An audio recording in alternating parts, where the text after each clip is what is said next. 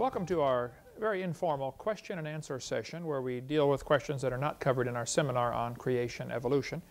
For those just getting this material, my name is Kent Hovind. I taught high school science for 15 years and now do seminars on creation and evolution since early 1989. I've been doing this.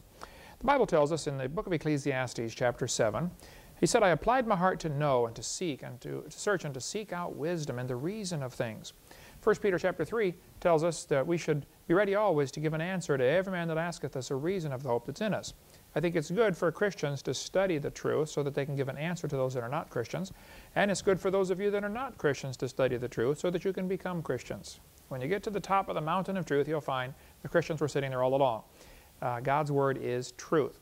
In 2 Timothy chapter 2, the Bible tells us we should study to show ourselves approved unto God, a workman needeth not to be ashamed, rightly dividing the word of truth. So, in this session, we're going to deal with quite a few miscellaneous questions. If you have questions that are not covered here or elsewhere in the seminar, feel free to send them in. We'll try to deal with them as time permits on our website, drdino.com, or on our radio program, or possibly in a future edition of our question-answer tapes. One question I often get when I say I believe in creation, they're going to say, oh, wait a minute, all scientists believe in evolution. Well, that's simply not true, okay? The vast majority of scientists may believe, the majority of scientists may believe in evolution, but it depends on what you mean by evolution. But all scientists do not believe in evolution. And even if they did, that's not how you determine truth. It is possible for the majority to be wrong. History shows us there are many times when the majority is wrong. The majority of scientists used to teach that all the planets go around the Earth. That is wrong, as far as we know. By the way, there's still some folks who believe in the geocentric theory. I don't fight them, I disagree with them, but there are really some surprising number of folks who believe in the geocentric theory. But for years, many people thought, the majority of people taught, that the heavy objects fall faster than lighter objects. That was taught for 2,000 years, and it's wrong. It's not true. For many years, it was taught if you're sick, you have bad blood. Take out your blood and you'll get better. That is simply wrong. It's not true. There were places all over the country to get your blood taken out. They had little white poles out front with a red stripe around it. The barber was the bloodletter. So, even if a majority of scientists do believe something, that doesn't make it true. Let me give you an example here from the book of John chapter 7. The people therefore, they were arguing about Christ, and they said, when they heard this saying, said, of a truth, this is the prophet. Others said, this is the Christ. But some said, shall Christ come out of Galilee? Hath not the Scripture said that Christ cometh of the seed of David, out of the town of Bethlehem, where David was? Here's the Hovind translation. They're arguing about the wrong subject. They were arguing, should Christ come out of Bethlehem or Galilee, and they thought Jesus came from Galilee, so he can't be the Christ. They didn't realize he came from Bethlehem. So he was the Christ, obviously. He did come from Bethlehem, but he was raised in Galilee. In John chapter 7, it says, there was a division among the people because of him, and some of them would have taken him, but no man laid hold on him. What I get from this verse is, if you don't like somebody, if you don't like their message, kill the messenger. And this you see a lot in the creation evolution arguments. If you watch some of my debates, I've had over 80 debates now at universities. Oftentimes they get so angry at me because of what I'm saying. I'm just delivering a message. I'm just telling you what the truth is from science and what God's Word says. Don't get angry at me. There are over 500 anti-Hovind websites. They really don't like me. And they all want to get me into an email debate. And then they say, I won't debate them. Well, I won't get an email debate them, but I'll debate them publicly anytime, anywhere. I don't have time for an email debate. I type 12 words a minute with 19 mistakes. I simply don't have time, okay? We have run a real busy ship around here. The next verse says, then came the officers to the chief priests and Pharisees, and they said unto him, why have ye not brought him? Now get the picture here. The Pharisees sent the officers off to get Jesus, and then they came back without him, and they said, why didn't you get him? And the officers said, never man spake like this man. Here's the Hovind translation. The professors sent their students off to ask the heretic questions, but the professors didn't go themselves. I get this a lot. I'll speak at universities. The professor doesn't show up to ask questions, but he sends his students with a list of questions. And you'll see the student pull out a list of questions, and they're going to trip up Hovind on something, you know. So they ask me their questions, and I answer all of them. And then they go back and tell their professor, well, he answered all my questions. And the professor says, well, you should have asked him this and this and this. Oh, you coward, you should have come yourself, professor. Don't send your students off to do your dirty work. If you got a question, give me a call. What I also get from this verse is the Pharisees decided they're going to use the law. They're going to legally try to stop this guy from sharing this message. They wanted to shut Jesus up.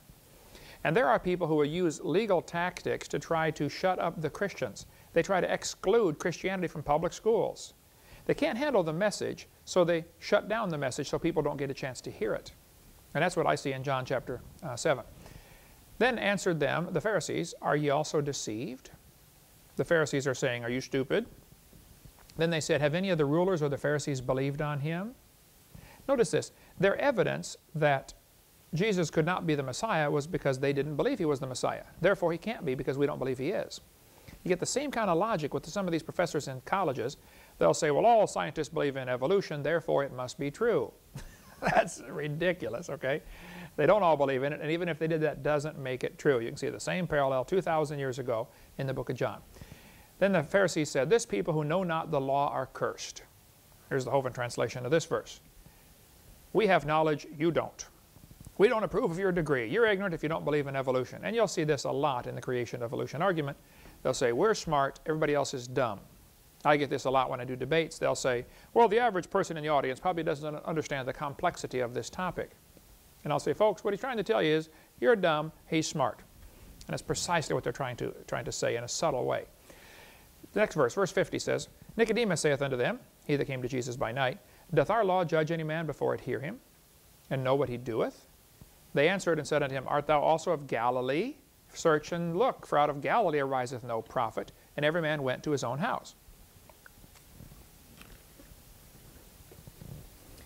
Even some of the non-believers were smart enough to realize this guy's telling the truth. And we get people by the thousands that write our ministry or call us and say, look, I was not a believer, but I saw your material on creation, and I'm convinced creation is true. And that's what we're trying to do. We want to convince you that God's Word is true. The whole argument here in John 7 started with a false assumption that Jesus came out of Galilee. Okay, they're arguing about the wrong topic. The Pharisees didn't believe in him, so they said, that's proof he can't be the Christ because we don't believe him. If he was, we would believe in him. That's silly. That's the same thing you get today. Skeptics will say, well, has Hovind or have any of these creationists published in science journals? And when they say no, they'll say, see, that proves he can't be right. That's their logic, okay? It doesn't take a few seconds to think how dumb that is. First place, creationist material is routinely excluded from science journals, science journals, because they've started with the definition that science cannot include the supernatural. Therefore, if your explanation isn't 100% natural, it's not science. Therefore, creation is by definition not science. That's their thinking. They don't realize evolution is not science. Evolution is based purely on the assumption that things happen. It's never observed or tested or demonstrated in the laboratory. It's purely religious. The majority can often be wrong. The majority followed Aaron in rebellion in Exodus chapter 32. The majority voted not to go into the promised land in Numbers chapter 32. The majority followed false gods many times throughout the Old Testament. Read through it and you'll see the majority was wrong. The majority of religious leaders hated Jesus. The majority of the world hates Christians. So it is not true that all scientists believe in evolution. If it were, that wouldn't matter, okay? And you don't determine truth that way. But let me share with you a few Christians who are scientists, who are strong believers in creation, and who are also very brilliant scientists. Robert Gentry, a friend of mine from Tennessee, is a brilliant scientist when it comes to radioactive material and the disposal of radioactive waste. He worked at Oak Ridge Laboratories. He published this book here, Creation's Tiny Mysteries. Excellent book about radiopolonium halos. You can get it through our ministry, in our bookstore or on our website. Robert Gentry was doing tremendous work. It was published in many major science journals about radiopolonium halos being found in granites all over the world. I went and met with Robert Gentry, saw the polonium halos through the microscope in his laboratory, and everybody was fine until they realized, wow, his research proves the Big Bang Theory is not true. And boy, they shut off his funding and his grant money in a hurry. He finally said, well, we don't have a job for you anymore, just because his research was supporting creation. Talk to Robert Gentry up in Halo, go to www.halos.com and see for yourself. Roger DeHart was a science teacher near Seattle, Washington. He was told he could not inform his students of errors in the textbooks. Here they've got textbooks with mistakes in them, but he couldn't tell the students about the mistakes because those mistakes were used to support the evolution theory. They said you can't even pass out current science journals to inform students of mistakes in the textbooks. That's not science.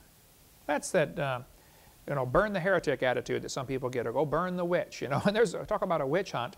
The evolutionists are on a witch hunt against the creationists in the public schools. They will try desperately to get them fired from their job. Kevin Haley was a biology teacher at Central Oregon Community College in Bend, Oregon. He lost his job simply because he was exposing errors in the textbooks. He'd say, kids, the information on page 87 has been proven wrong. Disregard that. That won't be on the test. And he's right. It was proven wrong. I debated one professor one time, and I gave out like 20 or 30 lies in the textbooks, and he got up and said, now, folks, Hovind's right. All these things are not true. But, he said, Hovind, I got a question. What are you going to replace all this with? In other words, we can't take the lies out of the books until I find a replacement. In other words, I've got to provide evidence for his theory, or else we can't take the lies out of the books. Talk about dumb. That's not the way science works, okay? You teach the kids the truth. Just teach the truth, okay? And if all you have are lies to back up your theory, then get a new theory. In Texas, Baylor University fired William Dembski just because he advocated that there might be an intelligent designer. Oh, that's heresy. There could be a designer. You're out of here. You're fired. Forrest Mims was a science writer for 20 years. He published in National Geographic, Science Digest, American Journal of Physics, over 60 magazines and newspapers. He was denied a job as science writer for Scientific American simply because he was a creationist. They didn't want to have a creationist on their staff. Teacher Rod LeVake was told he could not share information that might help students doubt Darwin's theory. See, Darwin's theory is sacred. You don't question it without losing your job in many school systems, okay? The same thing happened in Russia 10, 15 years ago. If a teacher got up in their class and said, kids, I don't believe communism works, he'd be out of a job and maybe out of the country or out of this life. They'd kill him or send him off to Siberia. You get the same kind of academic Siberia, people sent off to academic Siberia if they don't support the evolution theory right here in America, the land of the free and the home of the slave. Mr. Eller told his teacher Dan Clark in Lafayette, Indiana, Mr. Eller was the superintendent, that he could not introduce creationism to his class. So Dan Clark resigned. He quit. Many good teachers are dropping out of the public school system because they're not allowed to teach kids the truth. The problem is not the law. The law says you can teach creation. Not a problem to teach creation legally. The courts have ruled it's okay to teach creation, but the boss says don't do it. The ACLU, which is the American Communist Lawyers Union, they learned years ago all they have to do is threaten to sue and the school will back down. Even though the ACLU knows they will lose the suit, doesn't matter, the threat of a suit is enough to make it the teachers get fired. Just the threat of a suit. And so that's what's happening. We're losing by default. They're not even putting up a good fight. Dean Kenyon was a professor at San Francisco State University in San Francisco. He wrote many books about evolution. He was the poster boy for the evolutionist. He was a strong believer in the theory. And one day he got converted and began to believe in creation. And they fired him. He sued. They put him back in as a lab assistant, you know, washing test tubes, which the students do normally. And here's a guy, 20-year, I believe, tenured professor. Finally, after a long battle, he was reinstated with his job. But if he hadn't been tenured, he wouldn't have kept his job. That's what happened to Dean Kenyon. He wrote the book Of Pandas and People, which you can get through our ministry. Dr. Denny at Texas Tech University had on his website for years that if you wanted to get recommended for medical school, he's from Lubbock, Texas, that you had to confess to believing in evolution. If you don't believe in evolution, he's not going to recommend you for medical school. When I spoke in Lubbock, Texas in the fall of 2002, the students there got together and offered Denny $900 if he would debate me. He refused. He wouldn't debate for 2 hours for $900 bucks. I don't know how much he makes an hour, but I suspect it's not quite that much. So, Mr. Denny, I'll come anytime, anywhere, and take you on intellectually in a debate on creation evolution. Evolution is one of the dumbest ideas in the history of humanity, and the devil is laughing at you for believing in that silly theory. And if you don't trust Christ, you're going to go to hell. I'm not your enemy, I'm your friend. I don't want to see you go to hell. I'd like to see you get converted. But what you're doing is unfair and certainly unwise and, I think, un-American. To require a student to believe a certain religion, and all you have is a religious worldview of evolution, and you require students to believe that before you give them a recommendation letter. Come on, grow up, let kids learn the truth. We can go on and on how people are discriminated against because of their belief in creation. Patrick Henry College was notified they were going to deny their recommendation to be accredited simply because they didn't believe in evolution. We'll have lots of information on our website about how students or universities or teachers are discriminated against because of their belief in creation. Now, it wasn't always this way. If you go back in the past, 100 years ago, 200 years ago, all the scientists believed in creation. Here's a list of quite a few scientists: Francis Bacon, Johann Kepler, Blaise Pascal, Robert Boyle, Isaac Newton. These guys were the founders of major branches of science, Carolus Linnaeus, and they were creationists. George Cuvier, on the list goes of hundreds and hundreds, if not thousands, of very famous scientists who were creationists. Not always young Earth creationists, but certainly creationists. And many were young Earth creationists. Richard Owen, Louis Agassiz, James Joule. All you got to do is notice, folks, nearly all branches of science are started by people who believed in creation, not people who believed in evolution. The evolutionists don't come up with anything. They don't create anything. They come in and take over an institution that's already going, and many Christian colleges have been taken over by evolutionists. Harvard, Princeton, Yale started off as Christian schools, and now they've been taken over by those who believe in evolution. The evolutionists don't go start something. They just take over like a leech, you know, or a tick, or a parasite, what somebody else has already created. Wernher von Braun, the space scientist, was a strong believer in creation. There are many books out. There's a good book, In 6 Days, Why 50 Scientists Chose to Believe in Creation. There are quite a few books on this topic. You can see our website, drdino.com, and get more. Okay, next question. What about separation of church and state? Is it okay to discuss creation in public schools? Well, first place, the phrase separation of church and state is not found in the Constitution. Don't let somebody tell you that the law says it has to be a separation of church and state. That's baloney. That phrase was used by Thomas Jefferson in a letter that he wrote to some pastors in the Danbury Association, a Baptist association in Connecticut. He's the one that said, the First Amendment has erected a wall of separation between church and state. Thomas Jefferson said that. It's not in the Constitution. And by the way, if there's a wall between the two, it's a one-dimensional wall. It keeps the government out of the church. It was not designed to keep the church out of the government. So there's no such thing as separation of church and state found in the Constitution. The fact of the matter is the Founding Fathers, when they gave the First Amendment, Article 1, the same day, I believe, voted to give, I think, $7,000 or $10,000 or $15,000 something to a mission in St. Louis to help a Catholic mission reach the Indians there with what they thought was the gospel. So you just go through the history, go to wallbuilders.com, David Barton's excellent website, and get some of his material, and you can see how that the Founding Fathers were certainly strong believers in creation and had no intention of the government getting involved in the church, but they had every intention of the church getting involved in the government. And the idea of no Christianity in public schools would have been anathema to the Founding Fathers. They would have sent those guys off on a ship to some other country. Okay, next question. How do we see stars that are billions of light years away? I get this question every seminar I do, I believe. There's no question there's an awful lot of stars out there. The Bible says in Nehemiah chapter 9, Thou, even Thou art Lord alone. Thou hast made the heaven and the heaven of heavens. God created all the stars, and there's an awful lot of stars out there. It's interesting, stars blow up every once in a while. They run out of fuel or whatever happens, and they implode and then explode. It's called a nova, or if it's a big one, it's called a supernova. It seems that about every 30 years a star explodes. Well, after searching the heavens, they've only found 300 supernova rings. So the question would be, if the universe is millions of years old, why aren't there more supernova rings, the remnants of these blown up stars? That indicates only a few thousand years. Of course, the Bible says God made everything 6,000 years ago, and the textbooks say it's billions of years old. I think the textbooks have a problem because there should be a lot more supernova rings. Plus, obviously, you have a problem. Stars being born should equal stars dying, or else you're going to have a real serious problem. There are plenty of stars out there, but we've never seen one star forming. We see stars blow up every 25 or 30 years. We've never proven the formation of one new star. One atheist I debated said, oh, Hovind, there's this new star forming right now in Crab Nebula and some of the different clouds out there in space. You see stars forming. No, you don't. You see spots getting brighter. You are assuming a star is forming, but actually all you're seeing is a spot getting brighter. It could be there's a dust cloud clearing and there was already a star behind it. Any fourth grader would know that. So nobody's ever proven the formation of one star. In Science magazine in '86, they said the silent embarrassment of modern astrophysics is that we do not know how even a single one of these stars managed to form. The situation is no better now. Nobody can prove any star formed by natural processes. If dust tries to get together, as it increases in density, it increases the temperature, which increases the movement, and it drives it back away. It's called Boyle's gas laws. You cannot compress dust into solid matter without creating a real serious physical science problem of overcoming the gas laws. The pressure increases, the temperature increases, which drives them out again. It's not going to happen. One professor said, oh, Hovind, we figured if 20 stars explode near each other, they'll produce enough energy to squeeze the gas and make a new star.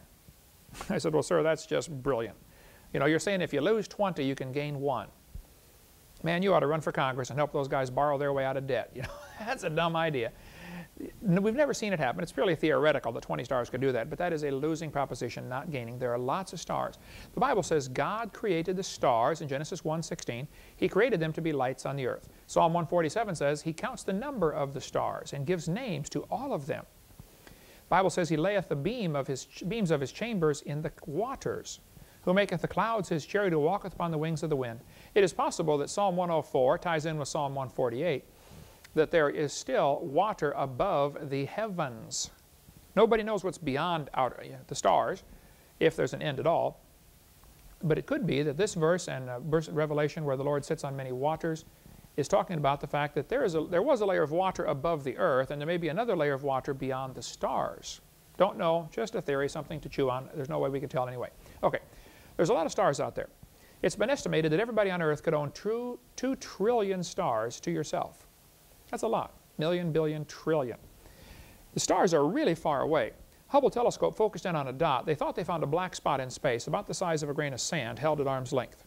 They looked at that spot for 10 days, and in that one spot there were so many stars they'd never seen before that they couldn't even count them. That's just one spot, the size of a grain of sand, new stars just discovered.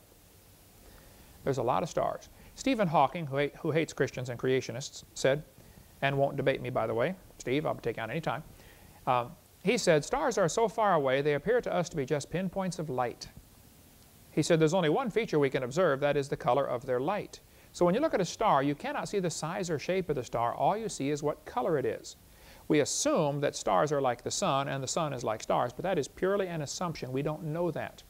Some people say, oh yeah, we can tell by the elements that it's burning. It gives a color characteristic, you know, the signature, you can tell the elements.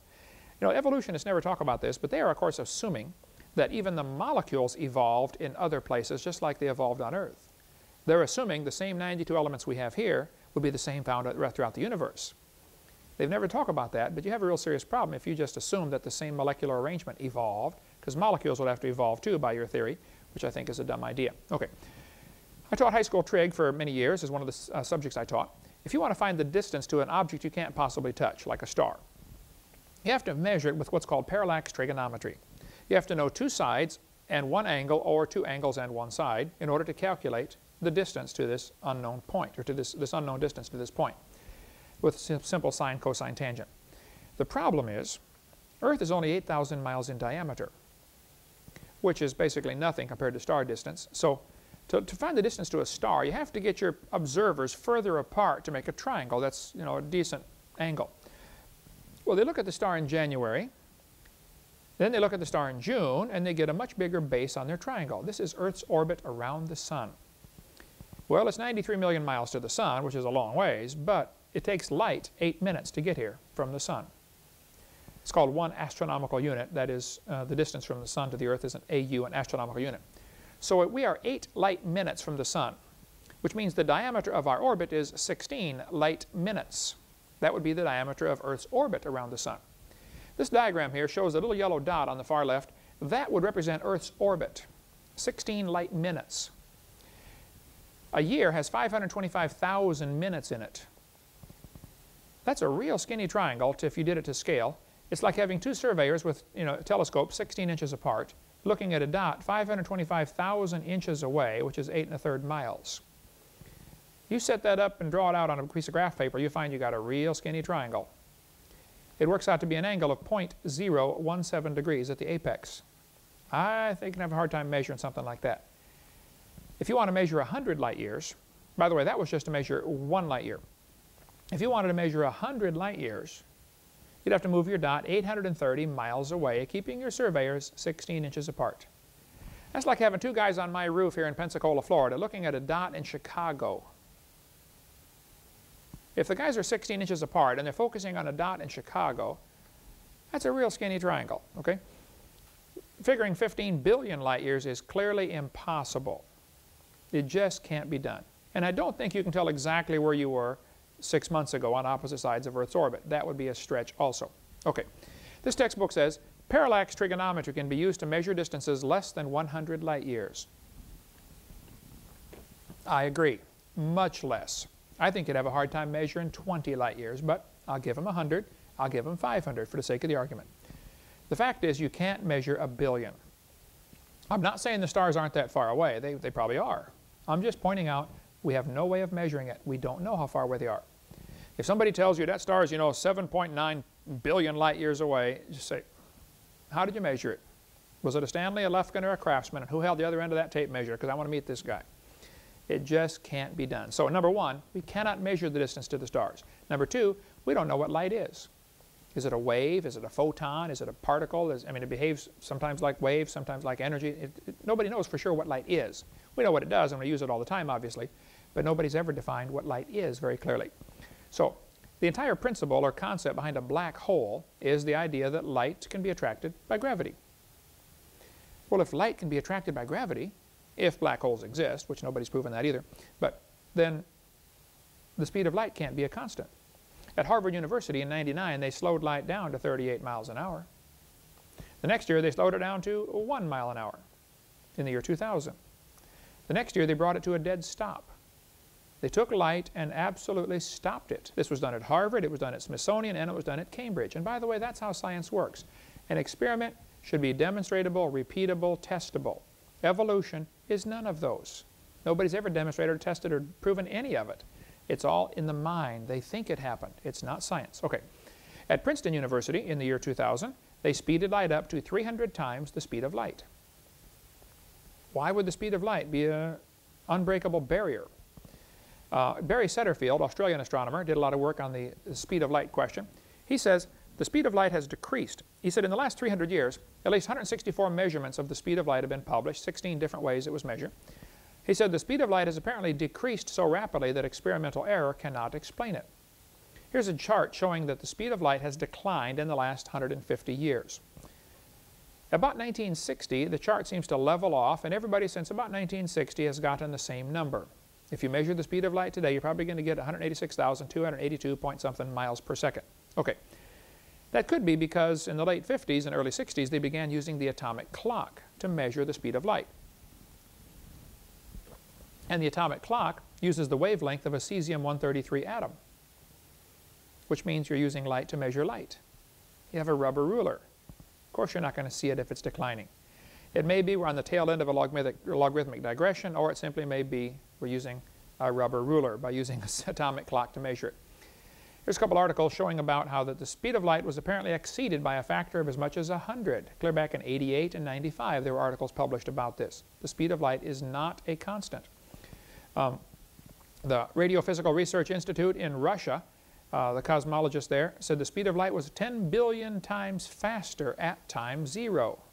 Astrophysics and Space Science Magazine, 1987. According to the Big Bang Theory, the speed of light had to be much faster initially. Here's an article from 2001, Science News, saying about the speed of light may have changed over history, study says. Imperial College in London, the man wrote an article and said, a shocking possibility is that the speed of light might change in time during the life of the universe. At Rutgers News Service put out an article from Sydney about a team from Australia that said the speed of light may not be a constant in August of 2002. It says the speed of light can change. The speed limit of the cosmos is being questioned. September 2002. So there's a book out called Faster Than the Speed of Light, and I'm sure this fellow who wrote this book will be persecuted for daring to suggest such heresy as this. Discover magazine ran an article about this. Was Einstein wrong about the speed of light? A recent article saying Einstein was wrong. The speed of light is not a constant. So I don't think we can prove what light is, and I don't think we can prove light's always traveled the same speed. Number 3. The creation was finished when God made it. It's interesting, Jesus made wine out of grapes that never existed. Turned water straight to wine. Where's the grape stage? He can make a full-grown man out of the dirt and then make a woman out of his rib and make animals out of the dirt. He can make the earth out of nothing. Jesus made enough to feed 5,000 people out of a little boy's sack lunch. We're always trying to limit God. I get real worried about folks that try to put human limitations on God. God didn't make 2 babies and put them in the Garden of Eden and hand them a package of seeds and say, here, plant these quick, you're going to need supper. He made a full-grown man and a full-grown woman in a full-grown garden. That's the only way it's going to work. Number 4 thing to consider. A light year is a distance. It's not a time. It's a distance. It's the distance light can travel in a year at today's speed. A light year could be done in 1 second if you speeded the light up. It's simply a distance. It's like so many gazillion miles. I think it's 6 trillion miles is a light year. Okay, Number 5. Since the speed of light is not proven to be consistent, why would star distance have anything to do with age of the universe? Some people say, oh, wait a minute now. I know we can't measure the distance with triangulation, parallax trigonometry. What about measuring with Cepheid variables or redshift? Well, that's the other way they try to do it, and also loaded with flaws in the theory there. The redshift is the idea that when light goes from a star, the red is shifted over. They look at the light through a spectroscope, and you'll see black lines on there, and the black lines are shifted toward the red end of the spectrum. You get the normal spectrum, red, orange, yellow, green, blue, indigo, violet, but the black lines are shifted red. And they'll say, wow, this is proof the star is receding. It's moving away from us. That could be, I don't know. But there might be other ways to answer this. This is called the Doppler effect. If a train is coming toward you, it squeezes the sound waves in as the train makes noise, and you hear it drops pitch as it goes past you. It's called the Doppler effect. If you're going past the sound source or the sound source is going past you, either way, it works the same. Sound is called compressed coming in and refracted or stretched going out. Well, they thought possibly if the star is coming in, it would squeeze the light waves, whatever light waves are, and make a blue shift. If the star is leaving, it would make a red shift. And so when the red shift was discovered years ago, they looked around the heavens and found most of the stars are giving a red shift. And they said, wow, this proves they're leaving. No, it doesn't, but that was the assumption. And then they said, if all the stars are moving away, that proves there was a Big Bang. That was the evidence for the Big Bang theory, the red shift. Talk about a lack of logic, but that's what they said. Okay. This fellow says there was an early sign that redshifts reliably indicate the distance of galaxies. For quasars, however, the diagram shows a wide scatter in apparent brightness at every redshift. He said, in fact, there is little correlation of brightness to redshift at all. Either quasars come in an extremely wide range of intrinsic luminosities, as most people believe, or the redshifts do not indicate distance. Sky and Telescope, December 94. Same magazine said, thus for the only conclusion that can be drawn is that at least some quasars are relatively nearby, and a large fraction of their redshift is due to something other than expansion of the universe. So if somebody tells you we know the distance to stars because of redshift, say, I'm sorry, that is simply not correct. We don't know the distance because of redshift. Get the book, The Evolution Cruncher, from our ministry. It's $5 for a 900-page book. Excellent book, loaded with stuff on creation, evolution. He's got a whole section about the Doppler effect and the expanding universe. Science News 95 said, another set of observations indicates that the universe appears to be 8.4 to 10.6 billion years old. The new work relied on the Hubble Space Telescope to obtain distance to faraway galaxies. A team led by Tanver at the University of England used a two-step method to estimate the Hubble constant. I always get a kick out of that. Here they've got an equation which involves a number that you're going to multiply, like an algebraic equation, and they can change that number. They call it a constant, but they change it all the time, okay? I taught algebra for years. I'm telling you, you change one letter in an equation or one value in an equation, you change the outcome. That's why they're always getting wild numbers for the age of the universe, because the Hubble constant is not a constant at all. Okay, let's go on here. He said first they observed a type of standard candle, stars known as Cepheid variables, to find the distance to the spiral galaxy M96. He said you have to be very careful about drawing conclusions because of the Hubble constant, because measurements have huge systematic errors. Astronomers believed the Veil, one of the best studied supernova remnants, was 2,500 light years away and 18,000 years old. They were quite wrong. In fact, the Veil is only 1,500 light years away and 5,000 years old, from Discover magazine, January of 2001. An article about Rip Van Winkle showing stars are much younger than they thought. The article, University Around Us at Cambridge University, said even the nearest Cepheids are so remote, it's difficult to determine their absolute distance with any accuracy, any great accuracy. All large distances in astronomical literature are subject to an error of perhaps 10% from this cause alone. He said, we know that faintness, how bright the star is, arises from two causes, distance and absorbing matter in space, and it's generally not possible to apportion it between the two. Get the book, The Evolution Cruncher, and find out what happened to Halt and Harp, who dared to question the redshift theory. Good way to lose your job. There's discrimination against those because they're looking for anything to hang on to this dumb Big Bang theory is the problem. Big Bang theory is a dud. Fred Hoyle said that 30 years ago, or 20 years ago. Okay, Isaiah 40 tells us the Lord sits on the circle of the earth, and it says He stretched out the heavens like a curtain. Isaiah 42 talks about the stretching of the heavens. Isaiah 45 says He stretched out the heavens. Jeremiah 10 says He stretched out the heavens. There are several theories of what's causing the red shift. One theory is the stretching from the creation. This is a normal thing you would expect because He stretched out the heavens like a curtain, just like the Bible told us. Maybe that's the only reason we have a redshift. Second theory is the light's getting tired traveling great distance. Third theory is, as it travels through whatever space is made up, maybe space is nothing, maybe space is something, we don't know what space is, but as the light travels, that may automatically be a phenomena that causes the red shift. It could be the Doppler effect. The star could be moving away. I don't know, and nobody knows, okay? It could be the light is being speeded up or slowed down as it goes past a dense gravitational mass in space. We simply don't know what's causing the red shift. Next question, I get asked this question quite frequently actually, is the sun shrinking? The sun is obviously burning. You can step outside and look at it in the daytime. The sun is losing about 5 million tons of mass every second. The sun is obviously burning and losing an enormous amount of fuel. So if you go backwards in time and add 5 million tons per second to the sun, you start to create a problem at some point. I don't know what the number is, and I wouldn't give a number because as soon as I give a number and say X number of million years ago this would have happened, the atheist or the skeptic will pick on the number and miss the concept. The fact is the sun is burning. If the sun were larger, it would begin to suck Mercury and Venus in first of all, Mercury first and then Venus, and then slowly affect Earth. The Bulletin of American Astronomical Society in 1979 said, since 1836, more than 100 different observers at the Royal Greenwich Observatory and the U.S. Naval Observatory have made direct visual measurements that suggest the sun's diameter is shrinking at the rate of about 0.1% each century, which works out to be 5 feet per hour. Now, whether the number's right, I don't know. But the fact is, it's pretty obvious the sun is burning, and the sun, for 100 years of measurements, they said it's shrinking about 5 feet an hour. Of course, now the sun is gigantic, about 880,000 miles in diameter, so it's not a problem. We're not going to lose it anytime soon. Science magazine ran an article in 1980 that said several indirect techniques also confirm the sun is shrinking, although these inferred collapse are only about 1/7 as much. By that thinking, the sun would have been touching the Earth 158 million years ago. And again, that's not my number. Somebody else came up with that as a possible calculation, that the sun would have been touching the Earth. The fact is the sun is shrinking. This chart shows the measurements of not only the polar diameter, but the equatorial diameter. The sun has north and south pole like the Earth does. Both measurements are diminishing in the last 160 years. It's been observed the sun is shrinking. Now the sun oscillates, it swells and shrinks and swells and shrinks, but the overall trend is quite obviously toward shrinking. The sun is burning.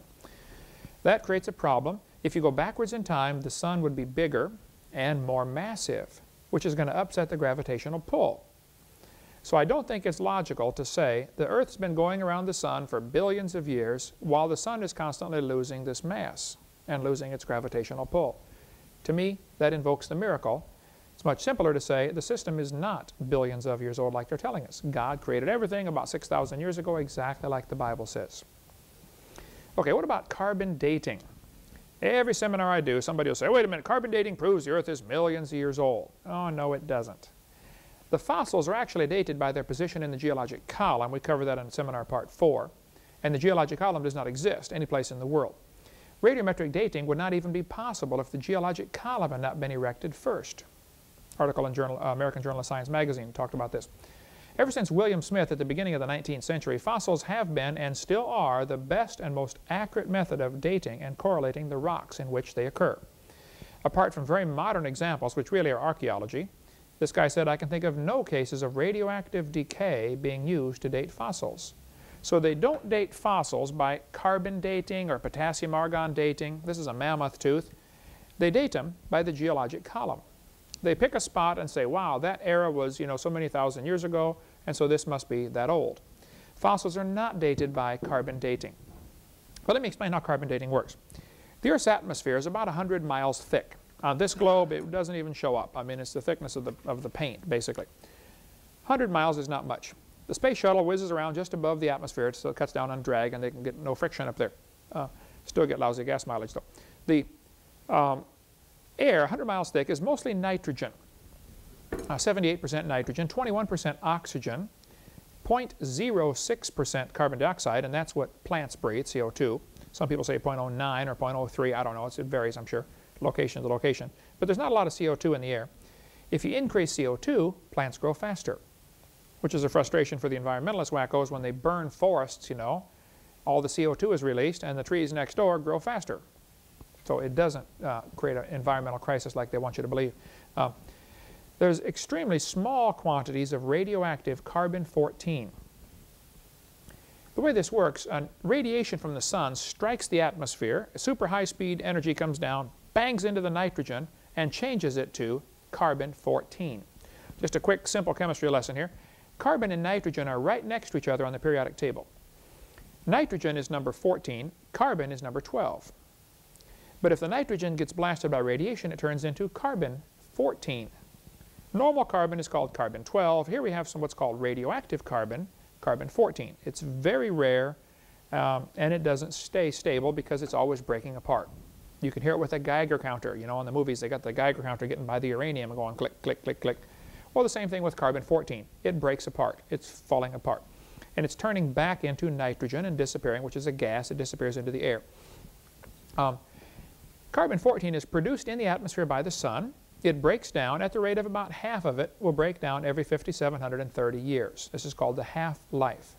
So if I gave you a pile of carbon-14 and you waited 5,730 years, half of it would turn back to nitrogen and you'd end up with half a pile. If you wait another 5,700 years, half of that is going to turn to nitrogen. You end up with a fourth of a pile.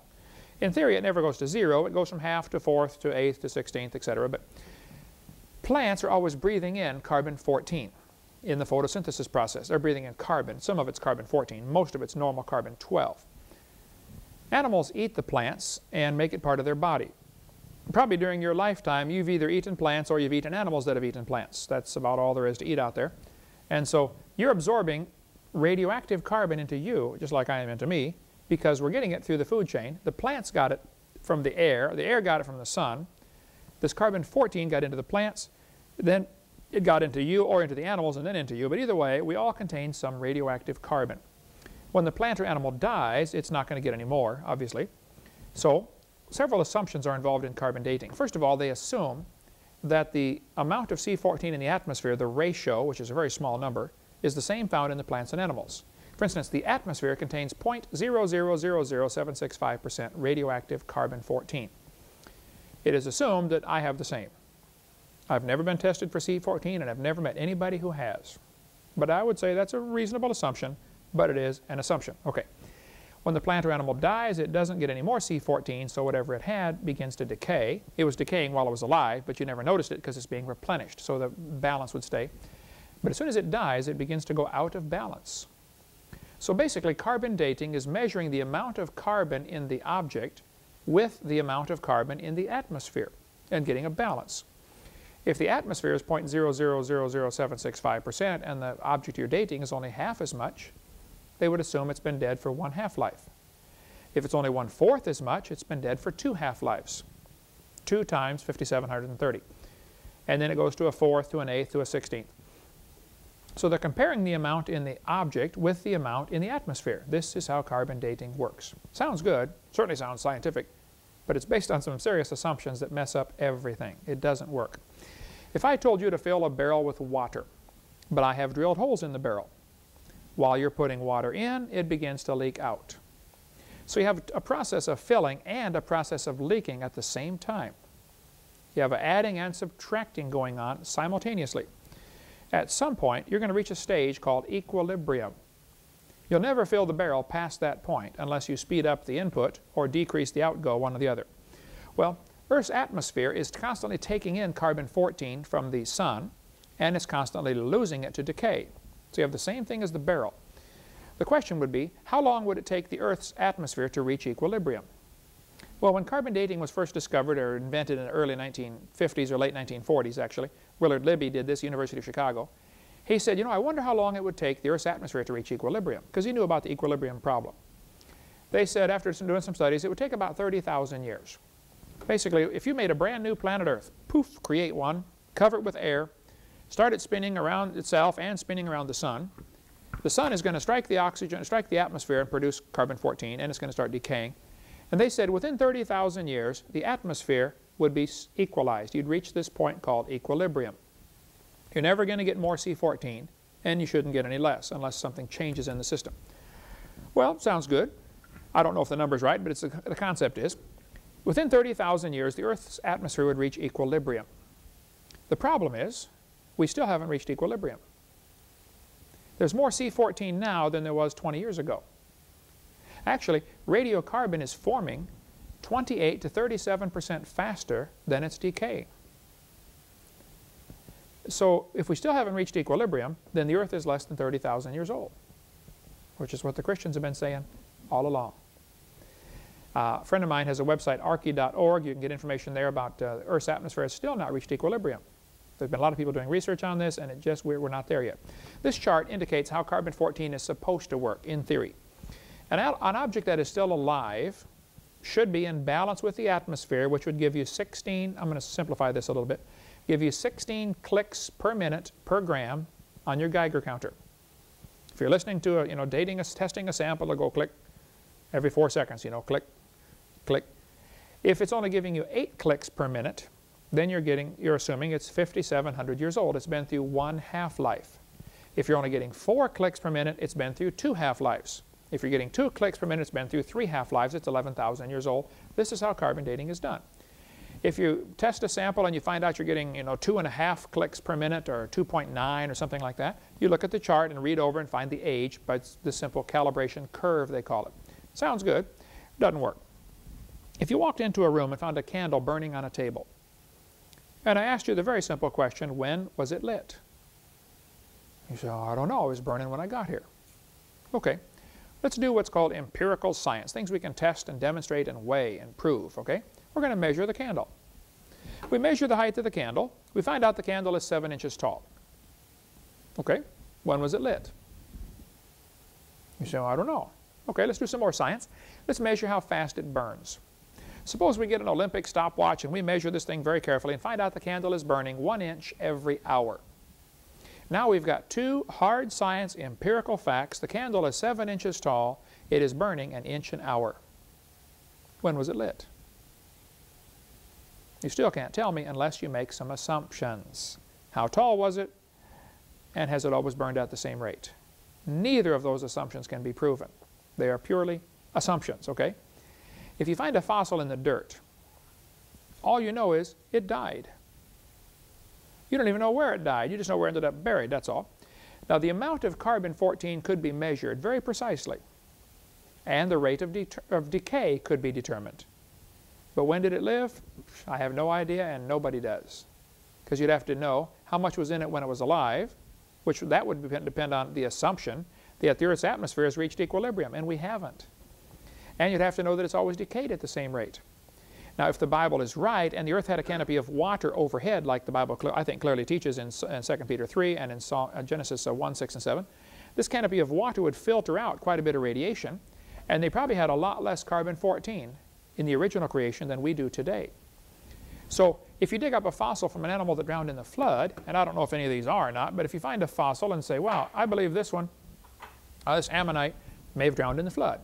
Probably did. And we want to find out it's got carbon. It probably doesn't. It's been totally replaced by minerals, but let's assume it has organic material. And so we carbon date it. They would assume that it lived in an atmosphere that's just like we have today. Faulty assumption. Not a good idea. There's some examples of how carbon dating doesn't work. We'll go in chronological order here. Back in 1949, an article came out in Natural History magazine that said the lower leg of a mammoth dated 15,000 years old, but the skin dated 21,000 years old. It didn't work in 1949. 1963, a living mollusk shell carbon dated at 2,300 years old. Well, here we are 14 years later, carbon dating is still not working. Okay? 1970, this article came out and they said, if a carbon date supports our theories, we put it in the main text. If it is not entirely contradicting, we put it in a footnote. If it's completely out of date, we just drop it. 1971, a freshly killed seal carbon dated at 1,300 years old. Still not working, folks. Okay? 1975, a baby mammoth was found frozen. Part of it dated 40,000 years old, another part was 26,000 years old, and the wood next to it is 9,000 years old. Still not working in 1975. 1981, they tried it again. This guy said, no matter how useful it is, the radiocarbon method is still not capable of yielding accurate and reliable results. There are gross discrepancies.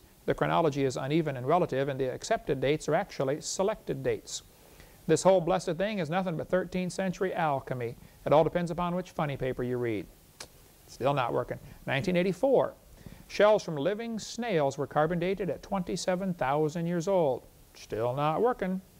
1985.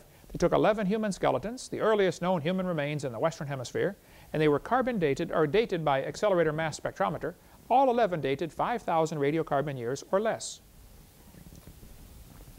Here these things are supposed to be, a 250,000 years old or something. It's not working in 1985. 1992. 2 Colorado Creek mammoths, side by side, buried frozen mammoths, were dated. One was 22,000 years old, the other is 16,000 years old. Still not working in 92. In 1996, at Berkeley University, they've got the Geochronology Center. Carl Swisher used the most advanced techniques to date human fossils. This article said last spring he was reevaluating Homo erectus skulls found in Java by testing the sediment found with them. A hominid species assumed to be an ancestor of Homo sapien, erectus was thought to have vanished 250,000 years ago. Even though he used 2 different dating methods, Swisher kept making the same startling find. The bones were 53,000 at most and possibly no more than 27,000. Well, I would like to point out, Your Honor, that is a 96% error. So it's not working in 1996 either. It's not logical to say carbon dating works. One part of a mammoth dated 29,000 years old, another part was 44,000 years old. This article said in the last 2 years an absolute date has been obtained for the Gandong beds. It has the very interesting value of 300,000 years, plus or minus 300,000 years. So it doesn't work. We have in our library the Geological Survey Professional paper 862. Some skeptics on the web have argued that I didn't understand what the paper was saying. I think I do.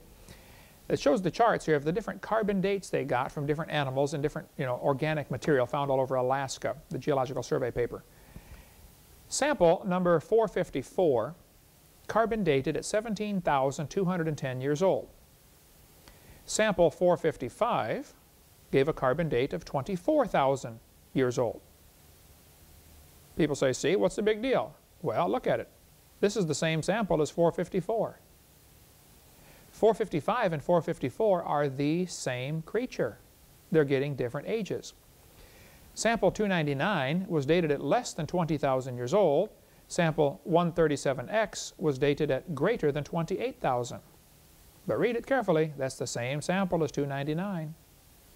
They gave it a different number at a different laboratory, but it's the same sample. 2 different numbers, same sample. Living penguins date 8,000 years old. Material from dinosaur bone layers were found and dated at 34,000 years old. They find organic material with dinosaurs, sometimes frozen dinosaur bones, sometimes unfossilized dinosaur bones are found. 2 Russian scientists dated dinosaur bones at less than 30,000 years old. Hugh Miller in Columbus, Ohio had 4 dinosaur bone samples carbon dated. They told him they were 20,000 years old. He didn't tell them they were dinosaur bones. If he would have said, this is a dinosaur bone and I want you to carbon date it, they would have said, oh, we can't date that because it's too old. See, they start with, this is a dinosaur bone, by the way, it's been replaced by minerals, but they start with the assumption that dinosaurs lived 70 million years ago. If I took this to a laboratory and said, would you please date this, they would say, oh, well, we'd have to use something other than carbon dating because this is too old for carbon dating. They've already decided what range it fits in. That's not how science ought to work. You ought to be able to say, well, let's just be open-minded about this. They can date the same sample 10 ways and get 10 different numbers. Okay? Here's the things to consider about carbon dating. If you date a sample of known age, I mean you know how old it is, like the tree ring, carbon dating doesn't work. If you date a sample of unknown age, it's assumed to work. It's not science, that's not common sense. As elements decay, they produce helium. One of the byproducts of carbon decay or radioactive decay of any kind is it produces helium gas, which, unless you're in the ground where it can be trapped in a cave, it's going to escape into the atmosphere. The helium in the atmosphere indicates the Earth is not billions of years old, actually less than 2 million years old, just based on the helium content in the atmosphere. If radioactive decay has been going on for millions of years, there should be a lot more helium. Taking all factors into account, the helium escape mechanisms and everything, it's not more than 2 million years old. There's an excellent book if you want to get more in the go down deep stuff on carbon dating. You can get it through our bookstore if you want, or call icr.org. They have the book there. This guy said the rocks date the fossils, but the fossils date the rocks more accurately. But I'll tell you what, folks, the cheese done fell out of his sandwich, all right? He said they use circularity is inherent in the derivation of timescales. They use circular reasoning. Specimen 10017 from the moon was divided into 6 pieces and dated many times. The ages ranged from 2.5 to 4.6 billion. Notice that's nearly a 500% error. It doesn't work. I talked to J.P. Dawson in Oklahoma. He was the chief of engineering and operations for the Lunar and Earth Science Division at NASA in Houston. He said they worked on the lunar samples, including the Genesis rock. He told me they found ages from 10,000 years to several billion years in the same rock. So basically, you can kind of pick what you want. There's an excellent chapter in this book called Bones of Contention. The last chapter deals with what's called the dating game. It's hilarious to see how they change the dates to make them fit. You know, if any new evidence comes in, we'll just change the date and make it fit the theory. All right, we'll take a little break here, come back and talk about the other dating methods, potassium, argon, some of the other ones, and then go on to more of your questions.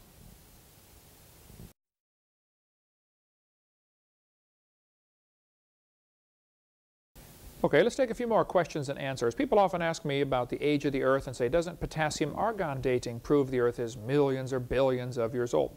Well, potassium is one of the elements in the periodic table. It slowly decays and turns to argon, which is a gas. So the theory is that when a volcano erupts, it melts the rock and turns to lava and comes out and spreads down the hillside, and the gas would escape because it is now a liquid. And so as potassium slowly decays to argon, which is a gas, if it melts the rock, it should reset the clock to 0. And so they think we can tell how old lava flows are, or ash flows, ash beds, because there should be no argon in them. It should reset the clock. It should be just potassium. Well, it sounds good in theory, but in practice, when you actually test it, it doesn't work, okay? It's true that potassium decays to argon, has a half-life of about 1.3 billion years. It very, very slowly decays. Of course, nobody watched it for 1.3 billion years. They watched it for 3 or 4 days in the laboratory and estimated how long it would take for half of it to disappear.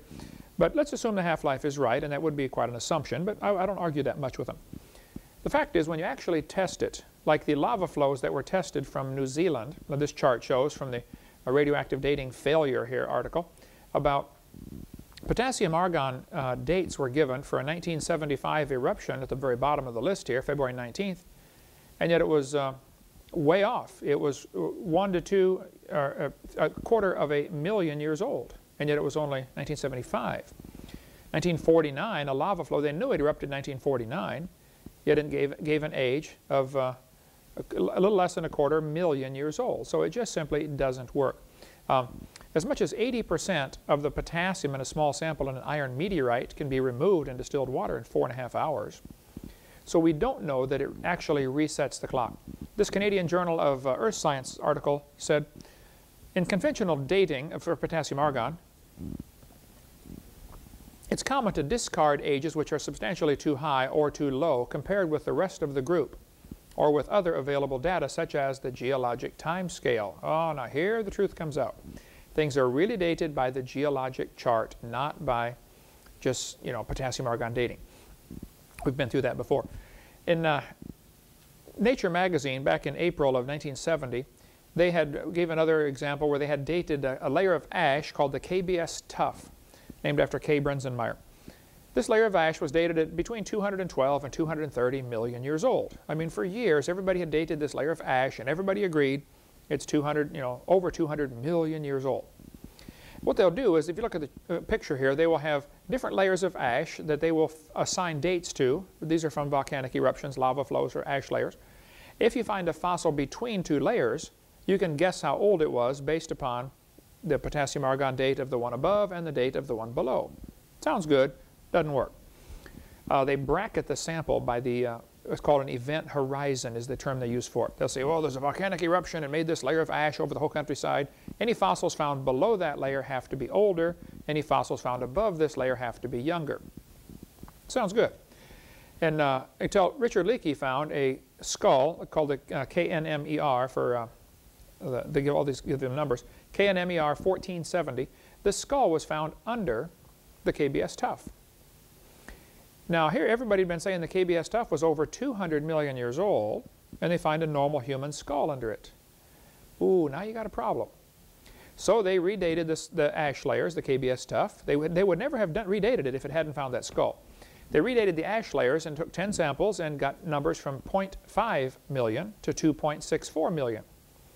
Well, first I'd like to point out that's way down from 212, and still that's a 500% error. It doesn't work.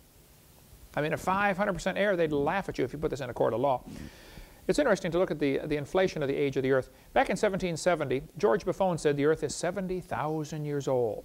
In 1905, the textbooks would say the Earth is 2 billion years old. In 1969, when they went to the Moon, they said the Moon and the Earth are 3.5 billion years old, and this number was arrived at by potassium-argon dating, like this article says here. Today, the students are taught it's 4.6 billion years old. It's interesting. Do you know the Earth is getting older at the rate of 21 million years per year? That's 40 years per minute. We're aging rapidly, folks, so it's silly. Here's the things to consider about potassium-argon, or any dating method for that matter. Number one, wild dates are frequently obtained. They're not always consistent. They get all kinds of numbers. They pick the ones that they want based on the preconceived idea, which is based on the geologic column, which is dumb. Secondly, dates that don't fit the theory are routinely rejected. That's not how science ought to work. I mean, if it works, it ought to work every time. It ought to be testable or demonstrable. Number three, it's obvious any dating method is based on the assumptions that the original content can be known, that the decay rate never changes, that the sample's never been contaminated. And the fourth observation somebody needs to point out to these guys is all of these decay rates are based on a decline, downhill slide, not uphill. Potassium decays to argon. Carbon-14 decays. Everything is decaying. This is the opposite of evolution. They need something that's improving. This will go back to the concept we talk about on Seminar Part 4 of the 6 different meanings of the word evolution. You have to have chemical evolution where the chemicals go higher on the periodic table, not lower. All of these are examples of them going lower. Mount St. Helens erupted. Many volcanoes erupt. For instance, Mount Etna erupted in Sicily back in 122 BC. It was a dated eruption. They had historical evidence for it. When the potassium-argon dated it, it was 250,000 years old. The 1801 Hawaiian lava flow gave a potassium-argon age of 1.6 million. It didn't work. Another Hawaiian lava flow from 1959 gave an age of 8.5 million years old. Mount Etna from Sicily erupted again in 1964, dated, and everybody watched it happen. And when they dated it with potassium-argon dating, it was 700,000 years old. In 1972, it erupted again, and now the dates came 350,000 years old. The lava from Mount St. Helens was tested right after it erupted in 1980. Brand new lava dome. They knew the age of it, and yet it gave numbers from different dating methods ranging from 350,000 to 2.8 million. This is coming from the same rocks from the lava flow that they knew is 20 years old. So, again, when you date a sample of known age, it doesn't work. When you date a sample of unknown age, it is assumed to work. That's not common sense. And again, wild dates are picked. They find them all the time. They pick the numbers they want. They reject anything they don't like. It's based on many assumptions, just like any other dating method is. Okay, get the book, The Evolution Cruncher, if you want a whole lot more on the other dating methods about uranium-235, uranium-238. There's much information there, or on the website icr.org, which is Institute for Creation Research. Next question. Have fresh dinosaur bones been found? Absolutely yes, quite a few actually. Some frozen dinosaur bones were found in the book here, The Great Alaskan Dinosaur Adventure from Master Books in Arkansas. You can read about going up and finding frozen dinosaur bones. In 1993, the Journal of Science, December 24th, Christmas Eve, they reported an amazing preservation of the bones of a young duck-billed dinosaur found in Montana. Under the microscope, the fine structure of the bones was seen to have been preserved to such an extent that the cell characteristics could be compared with cells of chicken bone. 1961, in northwest Alaska, they found a bed of dinosaur bones that were unpermineralized. That means not fossilized. That is from Journal of Paleontology, 1986-87. In Omni magazine, January of 1990, they talk about on the banks of the river in Prudhoe Bay, Alaska, frozen dinosaur bones were found that are as light as balsa wood and look as fresh as yesterday's dog bones. The structure was porous and the fossils were not mineralized. On Bylot Island, 1987, they found the lower jaw of a duck-billed dinosaur that was in fresh condition. Joe Taylor, who does a lot of digging for dinosaurs in Texas, in Crosbyton, Texas, outside of Lubbock, has discovered many times, he said he finds dinosaur bones that are not fossilized. So the idea that dinosaurs lived millions of years ago is silly. So, next question. If there really was a flood, where are all the human bones? People say, oh, if the world was totally destroyed, you ought to find millions of human fossils. Well, about 4,000 human remains have been found, according to Marvin Lubenow, who's one of the smartest guys I know on the topic of human ancestors. You know, his book Bones of Contention is excellent from the Christian perspective on all the so-called cavemen that they're finding. Many of the human remains, even those are very fragmentary, just one bone or just a few bones, but let's assume 4,000 human remains have been found, just to pick a number. I think when God made the earth 6,000 years ago, it was full of plants, full of animals, and only 2 people. 4,400 years later, when the flood, or 1,600 years later when the flood came, the world is still full of plants and still full of animals and still not full of people. I'm not sure what the population was. I would pick a number clear out of the clear blue sky and say, let's assume there was 1 billion people at the time of the flood. Could may have been a lot more. If they had 100 kids per family, populations grow quickly like that. But let's say it was a population of 1 billion. It may have been 10 billion. I don't think there's any way to tell. Okay. Problem is, they all died except for Noah and his family. So, 1,600 years and 1,650 years after the creation, you still don't have the world full of people yet. The purpose of the flood was to destroy man off the earth, Genesis chapter 6 and verse 7. The Bible also says there were giants in the earth in those days, men of renown, mighty men, big people. Here's a picture we use on seminar part 2 about the human thumb bone on top compared with a giant human thumb bone underneath, found right near Mount Ararat. Here's the reasons I would give why so few human fossils have been found. Number one, there were less animals to be killed, less people to be killed than there were animals. Okay, so you're more likely to find animal bones than human bones, simply because there were more of them. Okay, God only made 2 people, but He made a world full of animals. Secondly, people are smarter than animals. Well, some people anyway. And so they would tend to avoid drowning until last, and they end up on top. So they end up rotting instead of being buried. In order to fossilize, the animal has to be buried. So I think you're more likely to find animal fossils than human fossils for this reason also. Thirdly, if humans were bigger, the bones might not be recognized as human. Because many people go into this study with a preconceived idea that evolution is true and man used to be small and we're getting bigger and better and stronger and smarter, and probably exactly the opposite is true. If people were 8 or 9 or 10 feet tall before the flood, and you found human bones from somebody 8 or 9 or 10 feet tall, like this thigh bone here over my head, which is from a human that would have been nearly 13 feet tall. We cover that on video number 3, or video 2, I guess, about the giant people. That would have been a 13-foot human. Well, if just a fragment of that bone was found, nobody would dream it came from a human, if they believed in evolution, because they've got stuck in their head, man used to be like a chimpanzee, you know, 3 feet tall, and now we're 6 feet tall. And so they would assign it to something else. They would call it a cave bear or a giant sloth or something. Okay, it can't be human. That they would know for sure.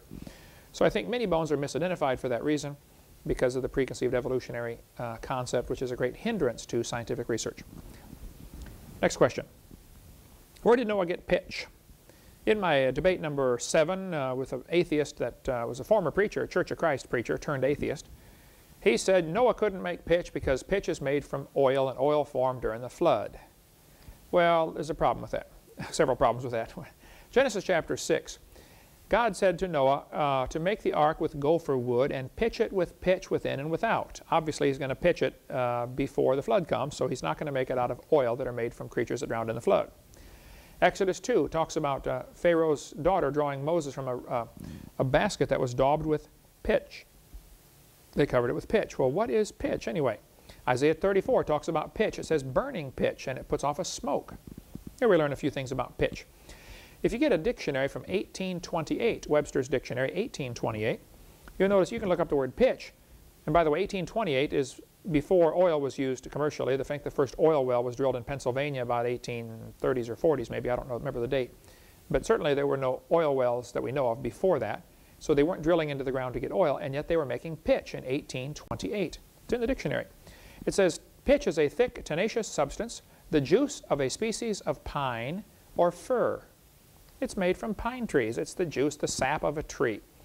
Its second definition says it's the resin of pine or turpentine.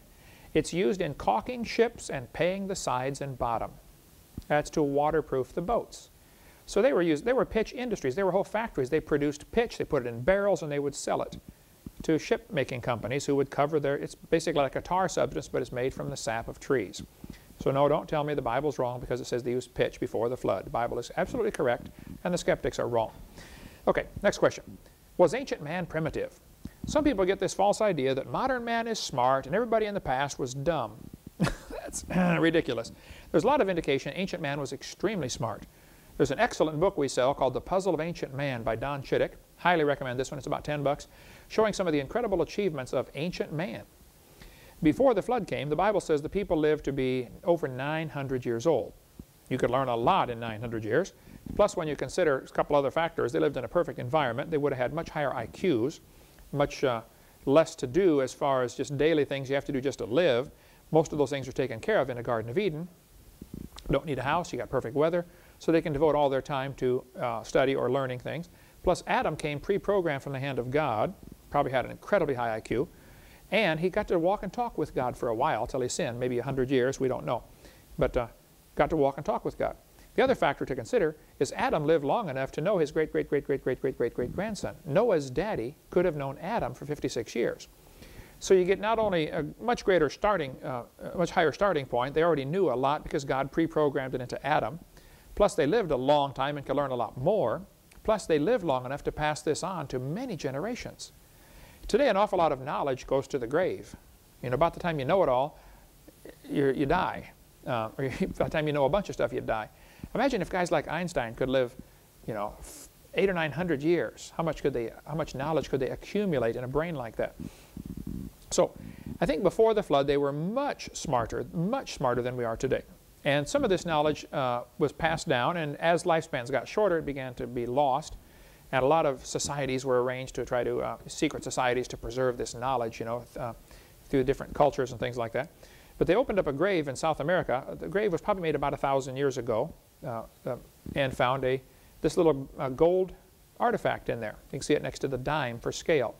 Looks like an airplane about this big. The Smithsonian has it, and they have it labeled as a stylized insect. Because they got this preconceived idea, ancient man was dumb, modern man is smart, they could not possibly have known about airplanes 1,000 years ago. And yet, here they've got one. That's not a stylized insect. I'm sorry, they knew about flight. An Egyptian tomb was opened that's 2,100 years old, and it also had an airplane in it, a little model glider. How did they know about airplanes over 2,000 years ago? This iron pot found in a lump of coal indicates a high level of technology before coal formed. I believe coal formed in the flood in the days of Noah, so an iron pot is not a problem. The Bible says Tubal-Cain was an artificer in brass and iron. Some of the walls that are found in Peru of these giant stone walls have these massive blocks of stone that are cut and they fit together perfectly. One of the stones in one of these walls weighs 20,000 tons. Well, the biggest crane on earth today can only lift 3,000 tons. How on earth were they lifting a stone 20,000 tons? We simply don't know how they did it. Actually, in the book Secret of the Lost Races, the author said, what's truly impossible about the block is that it's the size of a 5-story house and weighs an estimated 20,000 tons. He said, we have no combination of machinery today that could dislodge such a weight, let alone move it any distance. It shows their mastery of a technology that we, as yet, have not attained. Somebody in the past knew something we can't even do today, and I think that's the case with a lot of things. This brass bell type thing was found inside a lump of coal. Mr. Newton Anderson has it sitting on his desk. I've talked to him many times about it. I think you ought to donate it to our museum here, Mr. Anderson. We'd keep it safe for you, I'm sure. But kids could come by and see it here. We'd love to have that. By the way, if you have any artifacts for our museum, we'd love to get anything. We want to influence people for the Lord. So if it's sitting in your closet gathering dust, you can put it on loan or give it to us or buy it off you if we can afford it. So that's the kind of things we have here. We want to get the gospel out. This vase found in solid rock, supposed to be 600,000 years old. Ancient man was 600 million years old. Ancient man was not primitive. They found a sunken ship in the Aegean Sea, which is near Greece in the Mediterranean. And there was encrusted on there what appeared to be an analog computing device. The more they analyze this thing, it's now in the National Science Foundation Museum, I believe, in don't remember where that one's at, but I read about it a little bit. This looks like an analog computer. This is 2,100 years ago. This hammer was found in rock supposed to be 400 million years old by a lady in Texas. Battelle Laboratories said it's 96.6% iron, 2.6% chlorine, 0.74% sulfur. No carbon. And yet it is stainless steel. It won't rot. It won't rust. Carl Baugh's got it in his museum down in Glen Rose, Texas. Apparently they knew about electricity a long time ago because this battery was found in Iraq from about 2,000 years ago. The Egyptians must have known about electricity. This hieroglyphic shows what appears to be wires and a generator or something hooked up to these two snakes. Either the snakes are producing the electricity or they're putting electricity into the snakes. I don't know, but they must have known about electricity a long time ago. They certainly knew about tampering with the skull, about brain surgery. Some of the skulls are found with holes that actually healed up. They did brain surgery and the people lived. One of the Ica stones from Peru shows a man doing brain surgery. There are only about 25 of these stones in America. We have 3 here in our museum. This is one of the actual Ica stones from Peru showing a man and dinosaur together. Some of the stones show amputations, people's legs being amputated and artificial limbs being attached. They show heart surgery. Here are some of the tools that they use for the surgery, for the brain surgery. Dennis Swift has spent a fortune and a lot of time studying all about the Ica stones. They knew about reshaping the skulls. Here are some strange shaped skulls that they used for whatever reason. They would shape the skulls. Ancient man was not primitive. He knew an awful lot, probably more than we do today in many areas. Here's a stone from Ica, Peru, showing what appears to be heart surgery. They're taking the person's heart out. Now, whether that's the soul leaving and the guy died, or I don't know, but they knew about open heart. Here's one showing an artificial limb, thus amputation. This little thing appears to be designed to be a steam engine. Dennis Swift has a lot of information about that. They knew about the wheel a long time ago. This is from the Ica civilization, several thousand years ago. This little spider in real life is only 1/8 of an inch long, but this is one of the drawings called the Nazca lines. Notice the leg on the right, the bottom right, has one leg that's much longer than the rest. It looks like, oops, they made a mistake. It was just discovered recently that this little tiny spider, which you cannot see without a magnifying glass, during mating season, just for a few seconds, that leg grows longer. It mates off, the sperm and eggs are on the tip of that leg, and then the leg shrinks back in. How could they have known that without magnification? These metallic spheres found in South Africa have parallel lines going around them, obviously man-made, and yet they're in rocks supposed to be pre-Cambrian. The textbook said it's 2.8 billion years old. Well, that's baloney. We'll have a whole bunch about this on our website. You can get it from Michael Cremo's books. And of course, he believes it's 2.8 billion. He's wrong about that, but he's right. It's a man-made artifact. This mortar and pestle were found underneath deposits of rock supposed to be 33 to 55 million years old under Table Mountain in California. These little, what they're called nano artifacts were found, extremely tiny little coils, some down to 1/10,000th of an inch. How did they carve something like that? How did they make something? How could they see something like that? I suspect they had much better vision, down to extremely fine vision, be able to see real tiny things, or they certainly knew about magnification techniques. These nano artifacts follow what's called the golden mean ratio. We're going to do a whole videotape on the golden mean ratio. That is absolutely amazing. How that the Greeks discovered that the thing that's pleasing to the eye is rectangles that are 1 to 1.61 in ratio. That's what the pentagram is all about. And Donald Duck and Mickey Mouse did a cartoon, or Walt Disney did a cartoon about the golden mean ratio called Mathmagic Land, I think is the name of it. That's amazing, showing how the golden mean ratio is found in all sorts of things. It's found in the chambered nautilus. The way that it grows, the length to width of the chambered nautilus follows the golden mean ratio. If you take one and cut it in half, I've got one here, you can see the chambers inside as it grows. The ram's horn does the same thing. A sunflower does the same thing. Even the scales on a pine cone follow the golden mean ratio. We'll do a whole videotape on that someday. That's amazing. Okay, next topic. What about the Great Pyramid? The Great Pyramid is amazing. It is the largest building by far on the surface of the planet. Nobody knows for sure when it was built. There's a lot of theories about it. It's much larger in volume than the Sears Tower. There are 4 theories about the Great Pyramid. 2 theories say it's built before the flood. 2 theories say it's built after the flood. And then they divide up into 2 theories say it's built by heathen people. It's just a heathen structure, no big deal. Other people think, no, it's a godly structure and it has symbolism in there for Christianity, or for at least for the Lord.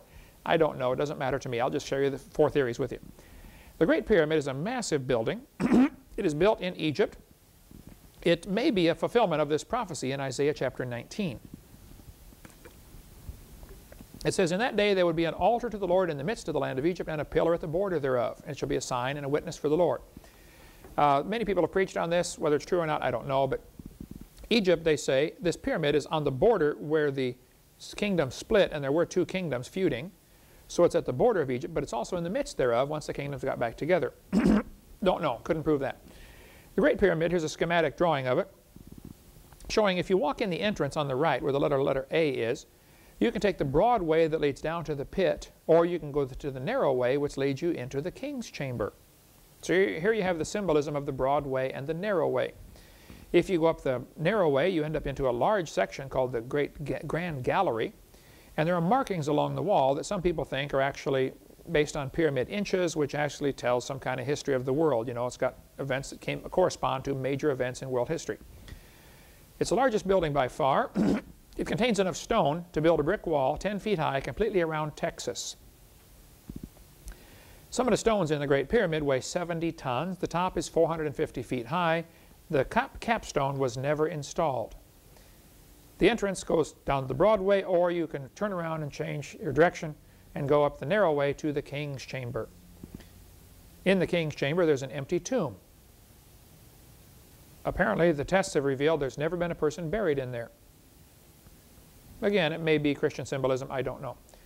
The pyramid probably was originally covered with 144,000 casing stones that fit together so tightly that you couldn't even find the seams in many cases, and you definitely couldn't put a piece of paper between them. The capstone was never found.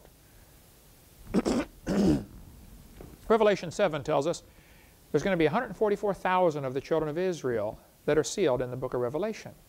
Interesting. 144,000 sealed stones encased the Great Pyramid. So this may be something Christian symbolism, I don't know. Ephesians talks about the whole body being fitly joined together. Matthew tells about the stone that the builders rejected became the head of the corner.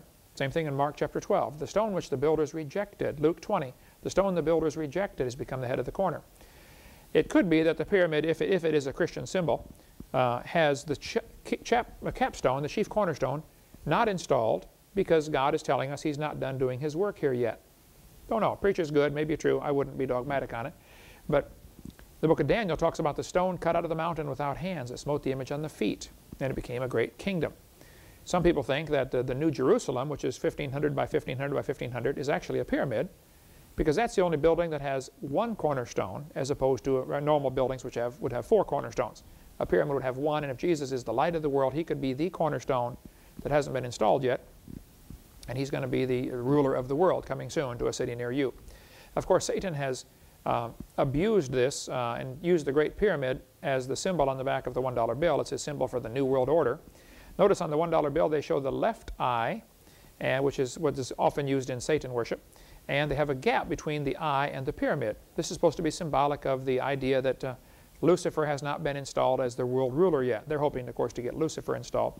And in front it says, Norvis Ordo Seclorum, New World Order, New Order of the Ages. This is the symbol for the New World Order, has been on a dollar bill since 1935. In front, there are things growing. In the back, it's desert. How that they're going to bring in their New World Order. The 13 lines of stone on the Great Pyramid here apparently represent the 13 degrees of the Masonic Lodge, and that's all ties in. We cover more on that on video number 5. Okay, next question. Was the earth ever a hot molten mass? Textbooks will say, as the earth formed, the surface was similar to the moon. Craters like in the picture and large plains of volcanic basalt may have marked its surface. But unlike the moon, Earth's surface was hot and there were large pools of bubbling lava. That's what the books are teaching the kids in school. The question is it true? Well, Genesis 1 tells us God moved upon the face of the waters. When God made the earth, it was under water. which means it was not a hot molten mass. Somebody is wrong. So the question is, was the Earth hot or was it not hot? Well, let's look at the scientific evidence. Robert Gentry from Knoxville, Powell, Tennessee, near Knoxville, has done great research on radiopolonium halos. His website is halos.com if you want to get a hold of Robert Gentry. I've been to his house, in his laboratory. It's amazing the stuff he did on radiopolonium halos. He discovered in granites all over the world there are little tiny rings. You can't see them without a good microscope, but these rings are sort of like, the best analogy would be if a hand grenade exploded in Jell-O, all the fragments would fly out and be stuck in the Jell-O. If you had a big block of Jell-O, it would make a halo. Well, as polonium decays, it's radioactive. As it decays, it sends off these little particles, and they all go a certain distance. So you end up, just similar to the hand grenade, you end up with a ring of these little particles. If this happens in hot molten rock, it's going to decay, make its little halo, and the halo is going to melt. It's going to disappear. Just like when fireworks go off, it makes a beautiful circle in the sky, and then it doesn't stay there. Of course, it falls down. Well, polonium has a very short half-life, and so if it made its little halo as the polonium decayed and made its little halo in the rock, if the rock was hot, the halo would disappear. If the rock were already cold, it would leave a ring behind. And these rings are found in rock all over the world, and Robert Gentry did a lot of research on this and said, folks, these rocks were never a hot molten mass because this is polonium that is original. It's not a daughter product of something else, and it's leaving a ring behind. This rock was never hot. And as soon as his research, people began to realize his research goes against the Big Bang Theory, he lost his funding, of course. Okay, next question. What about global warming? Is it true the Earth is heating up and we've got to save the environment and, save Mother Earth and kill all the whales, or kill all the babies and save all the whales? Well, there's a good book, several good books about global warming. I think there's a whole lot more to this story than we realize. There's no question man has abused the environment, okay, but I don't think the government's the one to fix it. There's a book called Facts Not Fear. You can get through Derry Brownfield's ministry in Missouri. R12, which is what's used in refrigerants for air conditioners, it sinks. It doesn't rise. Try it. If you can get some R12 and poke a little hole in the can and put a match under it, it'll put the match out as it flows over it. It's not going up. A volcano can produce thousands of times more ozone-destroying material than man has produced in the history of our